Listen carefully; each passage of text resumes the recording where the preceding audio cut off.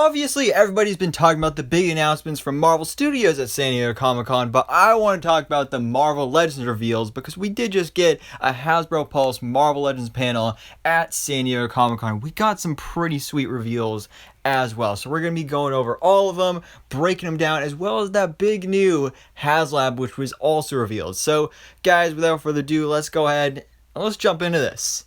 So we start off with honestly probably my favorite reveal, our final figure in the third Disney Plus wave, which we all assumed was going to be She-Hulk, and they were just waiting on it because, oh, you know, the series isn't out yet and all that stuff. But no, it's not She-Hulk. Maybe she'll be in the next wave. But for now, we have Howard the Duck from Marvel Studios' What If. And, you know, while I am a little disappointed it wasn't She-Hulk, I can at least say it was definitely a surprise. And honestly, a welcome surprise, because I mean, it's an MCU Howard the Duck figure. What is cooler than that? And then the fact that he comes with the Paul Rudd, Scott Lang, Ant-Man head from the Marvel Zombies episode of Marvel Studios' What If. That is insanely awesome. I do wish that the Ant-Man head came with the Doctor Strange cape like he had at the end of the episode, just because, you know, that would have been a lot cooler. But still, I think this is awesome, and maybe even cooler than getting She-Hulk, because, you know, obviously we'll get her at some point, but I'm pretty darn excited about this. Now, speaking of Disney Plus, we have a couple more reveals here, which I feel like they don't announce where these figures are going to be released, but I feel like it's going to be in possibly the fourth Disney Plus wave, because I assume they're going to keep going with this whole, we're just doing Disney Plus waves with a couple figures from each different show, since there's so many different MCU Disney Plus series coming out over the next couple of years. So I'm assuming that these figures are going to be in the next Disney Plus wave after Wave 3, which will be starting off with He Who Remains from the Loki Disney Plus series. And oh yeah, definitely. I'm so excited for this one because, I mean, I just remember the shock and excitement seeing Jonathan Majors as He Who Remains in that final episode of Loki, because we all know this is a variant of Kang the Conqueror. Kang the Conqueror is coming in the future. He's actually going to be the villain in Ant-Man and the Wasp: Quantumania. So it's super awesome to see that we have this figure, especially with his little apple there as well. You can't forget that. And then the one I'm even more excited for is Richard E. Grant as classic Loki. This is a beautiful looking figure I've been begging for since the Loki Disney Plus series first came out, since we first saw this character. And oh my god, that effect piece is beautiful. And I am hoping that we get even more Loki figures in the future. I think it'd be great to hopefully get Kid Loki, hopefully get President Loki, and maybe the other Loki that was with them. I don't remember what he was called. I'd also love one to come with Throg, because we did actually get a little Throg Easter egg cameo appearance in that episode. That would be great as well. But also, speaking of Loki, not with the Disney Plus wave, we actually have the reveal of the Tesseract electronic roleplay accessory and Loki figure. So this is a re-release, or at least updated re-release of the roleplay Tesseract that was released years ago as a San Diego Comic-Con exclusive with the MCU Red Skull figure, which I still really want that Red Skull figure. I want the Tesseract too, and I'm glad it's, you know, a good, easy, cheaper way to get that now, along with the new Loki figure, which, you know, the Loki figure itself, I don't think we really needed it. Sure, it is a different look. Sure, it is his look from the final episode, and that flaming sword is pretty darn awesome. But, again, I would have preferred, like, a Kid Loki or a President Loki. But then again, the fact that this is such an expensive item just to get that figure, you know, I'm actually glad that they went with this one for this. But definitely really nice looking. It is going up for pre-order, which, by the way, pre-orders are going up tomorrow at 5 o'clock p.m. Eastern Standard Time. So definitely make sure to go check this one out if you want to get it. But then moving on to some comic stuff, we actually have a White Wolf figure. Ryan, during the presentation, mentioned some crazy name starting with an H. I'm not even going to try to pronounce it. But basically, apparently in the comics, there's like this basically secret service for Wakanda that I've never even heard of. I thought this was just a White Wolf figure of the character White Wolf, and I mean, you could totally pass it off as a White Wolf figure. But I like the accessories with the guns and everything. Just something really cool about a white Black Panther outfit. Speaking of Black Panther, though, we do have a classic comics accurate Black Panther figure as well. This one looks beautiful also.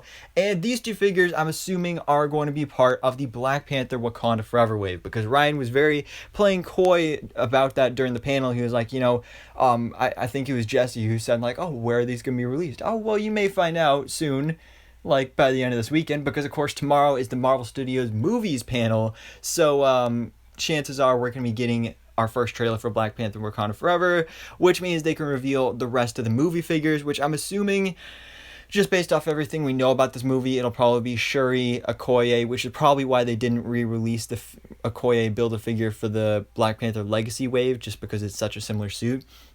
So Shuri, Okoye, Nakia, and Namor the Submariner. That's just my guess for those figures. I guess we'll find out, and of course I'll do a video on that when it comes out. Also a video on the trailer breakdown, all that stuff. So look forward to that.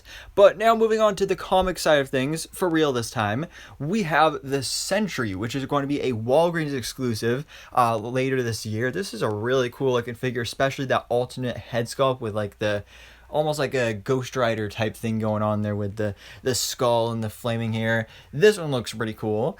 And then we also have the start to what we're assuming is a new Spider-Man themed wave with the Human Fly. Definitely an obscure character for you there. Also Razorback, a character that I'm surprised I actually knew about, but I've heard of this guy. Still ridiculous looking. I mean, I don't know what kind of person would go out looking like that to commit a crime, but hey, Razorback, he pulls it off. And it's so awesome that they're digging so deep and giving us such obscure characters like Human Fly and Razorback. But also, we're going to be completing the Future Foundation team with our first look at Agony. She looks beautiful here on the same body sculpt as Scream. And also, even more exciting is Riot, which is on the Monster Venom build. So I'm assuming he's maybe going to be the Build-A-Figure of this wave. I don't see how he would be, a regular figure in the wave. That just wouldn't make sense. He's too big for the packaging. But still, looking really, really cool, and I'm definitely excited to get this. I really hope that in the future we'll also get a movie Riot as well from the first Venom movie. Also movie Carnage, movie Morbius, all that stuff. But then moving on, we have a retro Scorpion, which is, of course, a re-release of the 2019 Scorpion from the Far From Home wave, but this time more classic comics colors, specifically actually to the 90s Spider-Man the Animated Series cartoon. So this looks really cool. Definitely a beautiful looking figure. Huge improvement from that last one, which I definitely think looked cool, but I think this one is even better. And then we have another retro figure with the X-Men 90s animated series Beast with lab equipment. This one that's been teased here for a while with the actual cloth lab coat, so that looks really good. He's finally got the painted nails. He's got the glasses, the little X-Gene beakers as well. Really cool looking figure, which I believe is going up for pre-order. Yeah, Amazon exclusive actually. Scorpion is also going up for pre-order as well. And then speaking of classic cartoons though, we do have the Spider-Man and His Amazing Friends 3-pack, which is majority re-release, but it's specific to that cartoon, which I also actually grew up watching as well, even though I wasn't born until 2005. But we have Spider-Man, Firestar, and Iceman. We have Spider-Man, it's another Spider-Man figure. I feel like some of the other upcoming Spider-Man releases are a little bit better than this, but still nice looking Spider-Man figure. We also have Firestar, which again is a re-release, but there's definitely some good updates to this figure.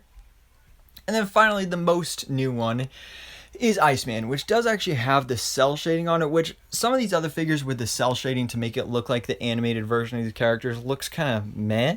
But on this one, it looks pretty good, or at least better. I also like the ice effect there as well. So overall, solid looking 3-pack with Spider-Man and His Amazing Friends. I also like how the packaging is actually from the intro of that show. That's great. And then we have the Heralds of Galactus 2-pack to go along with all our other heralds that we have coming up, as well as Galactus himself, the HasLab, which should be shipping out anytime now. We just got the official reveal and video review by Dwight and Ryan the other day.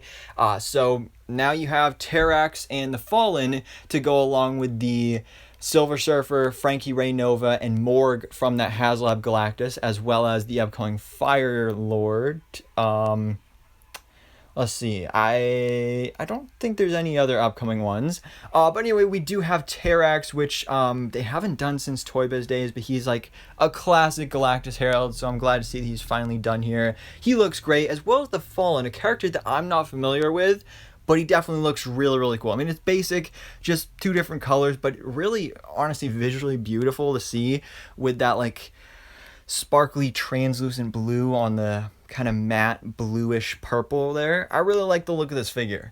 And so that is a 2-pack with the Heralds of Galactus. And then finally we got a little bit of a teaser for Marvel Legends HasLab number 3 with Ghost Rider. They don't confirm what this HasLab is going to be, but they just do a little teaser with the 50 years of Ghost Rider. So apparently it's the 50th anniversary of Ghost Rider, and we're going to be getting a Ghost Rider themed HasLab. Now, the only thing I can think of what this could be is Robbie Reyes with the Hell Charger. So this would of course be a new version of Ghost Rider with his really cool car, which I think is perfect to do as a HasLab, because the problem with the Sentinel and Galactus is that those are huge figures with like a bunch of articulation and all that stuff. So those were like $200+.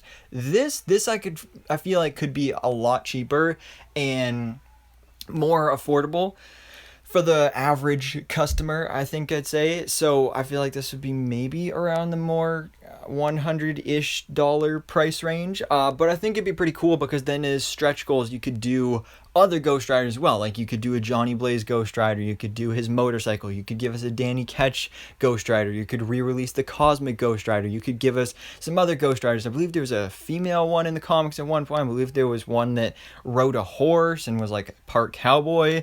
So there's some really cool stuff that they can do with this, specifically with the stretch goals. So I have no idea when they're going to officially reveal this, but what we do know is that we are getting another Marvel Legends HasLab project, and it is going to be Ghost Rider themed.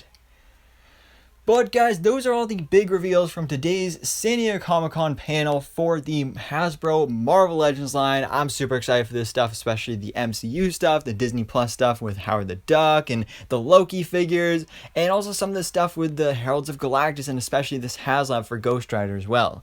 But for now, guys, let me know your thoughts in the comments below. What did you think about these brand new reveals today from the Marvel Legends San Diego Comic-Con panel? So guys, for now, of course, stay tuned for more San Diego Comic-Con updates in the future. Tomorrow's our big Marvel Studios panel, so stay tuned for that. But for now, thanks so much for watching. Please drop a like if you enjoyed this video, and hit the subscribe button so I can keep up to date on everything that goes on in the Marvel life.